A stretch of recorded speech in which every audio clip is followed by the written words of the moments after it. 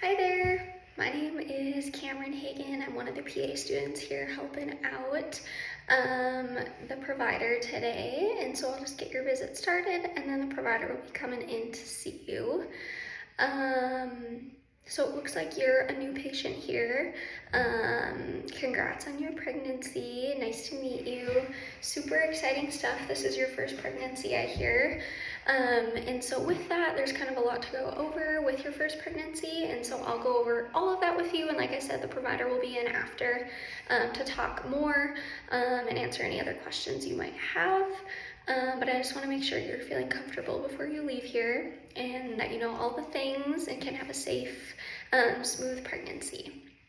So just to briefly review, you're a 26-year-old. This is your first time pregnant, correct? And you don't have any other kids, never had an abortion. So that means you're G1P0. If you ever hear us referring to that, it just means G's mean you've been pregnant, how many times you've been pregnant, and P's mean how many term labors, preterm labors, abortions or miscarriages, and then how many living children you have. So you're a G1P0. You're currently about 9 weeks pregnant based on your last menstrual cycle. We calculate that based on the first day of your last menstrual cycle to get your estimated date of delivery. And then with that, looks like you've been having some nausea, fatigue, breast tenderness, which is all normal to be expected. I'll go more into that in a little bit. But you said no vaginal bleeding and no cramping, so that's good. Those are red flag symptoms. We always want you to go to the ER or call us first and we'll advise you to go to the ER if we think you need to. Otherwise, looks like your medical history is unremarkable. You're not on any medications, no prescription supplements besides a prenatal vitamin, which we recommend continuing all the way throughout your pregnancy. Does all this sound accurate? Okay, perfect. So I want to start by quickly going over some lifestyle factors during pregnancy in terms of tobacco, alcohol, exercise, seatbelt and car safety. In terms of tobacco, vaping, marijuana, we recommend avoiding all tobacco products. That includes cigarettes, vaping, marijuana, nicotine pouches, anything like that. They increase risk of your baby having a low birth weight. They increase your risk of preterm delivery and placental complications, and we don't want that. So if you do use something, please let us know and we can help you with safe cessation strategies. For alcohol, there's no safe amount of alcohol in pregnancy, so we recommend just not a drop. We don't want to risk any fetal alcohol spectrum disorders, so if you can abstain from that. In terms of exercise, it's actually encouraged in pregnancy, contrary to popular belief. Maybe that's a disappointment to hear for some, but unless there's a medical reason not to. But we want you to get moderate activity like walking, swimming, yoga for about 150 minutes per week. So we say like moderate exercise. Don't, reach maximums unless you've previously done like weightlifting competitions or high rocks trainings or marathons. Like unless your tolerance is already super high, we recommend just keeping what you've been doing. Don't intensify it, and you don't really need to decrease it by any means. So we just ask that you avoid contact sports, activities with risk of falling, like probably not rock climbing, indoor rock climbing, or anything involving overheating. So no like super hot yoga classes or anything. And then as far as seatbelt and sleep position, keep wearing your seatbelt, of course. And for sleep, later in pregnancy, we recommend sleeping on your side. That's why you see a lot of ladies getting these like big pillows that they lay on. We call it the lateral recumbent position. I can demonstrate it too on this exam table here in a second, but in the first trimester, you can sleep in any comfortable position.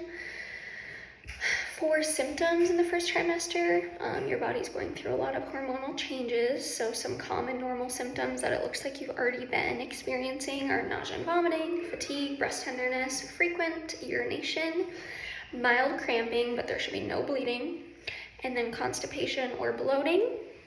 In terms of the nausea that you've been having, we recommend small frequent meals, bland foods, ginger, and vitamin B6. You can just get that over the counter.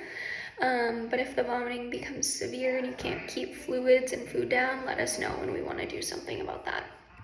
As far as concerning symptoms that require like urgent evaluation, either calling us or just going straight to the ED, that would be things like heavy vaginal bleeding, meaning soaking through a pad in an hour, severe abdominal or pelvic pain, persistent one-sided pain, and a fever, meaning your temperature is greater than 100.4 degrees Fahrenheit. Severe vomiting where you can't keep food or fluids down, like I said, and then passing clots or tissue.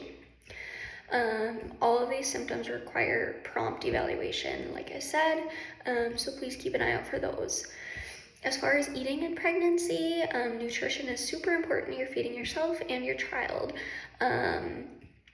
So let's talk about some vitamins first. Continue your prenatal vitamin daily. Like I said, it should contain at least 400 to 800 micrograms of folic acid. And the reason for that is that it helps prevent neural tube defects. So if you want to pull up which vitamin you're taking, I can make sure that it contains the correct amount of folic acid.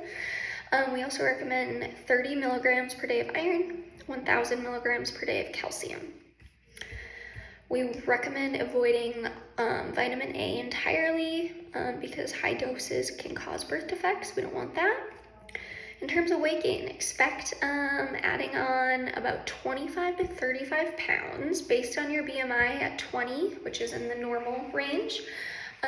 People in the normal range of BMI, again, expect about 25 to 35. Everyone's a little different, of course, but in terms of foods to avoid raw or undercooked meat and seafood, unpasteurized dairy products, deli meats unless heated up, but we kind of recommend just avoiding it entirely. And then high mercury fish, so like swordfish, shark, king mackerel, tuna. If you like salmon, you can eat it cooked 2 to 3 times a week, but just be cautious with that. For labs, we'll do an ultrasound for your first trimester, which looks like we're going to be doing tomorrow. You'll come back into the clinic since you're 9 weeks. We typically do it at 10 weeks to confirm the dating, your date of delivery, and assess the fetal heart rate. Around 10 weeks, we can typically see that cardiac activity, so that'll be fun to see on the ultrasound. We also offer genetic screening for chromosomal conditions like Down syndrome, and so with that, we can do a blood test, and a nuchal translucency ultrasound between 11 to 13 weeks. So we'll probably bring you back again in a couple weeks to do that, but it is optional, so we can discuss if you want to do that or not. In terms of infectious diseases, we want to prevent a couple serious ones, one called toxoplasmosis, which means that if you have a cat, you get out of changing the cat's litter box for this whole pregnancy, your partner will have to do that. Toxoplasmosis can be spread through undercooked meat or cat litter. So if you have cat, again, try to avoid changing the litter box, or if you have to, wear gloves and wash your hands. And then listeria. Listeria is associated with unpasteurized dairy and deli meats, and that's why we recommend avoiding those unless heated thoroughly, but I would just say avoid completely just during this pregnancy. Otherwise, I know that's a lot of information, and it can feel very overwhelming in your first trimester of your first pregnancy, but so far it sounds like you're doing great. You're doing all the things for a successful, smooth, safe pregnancy.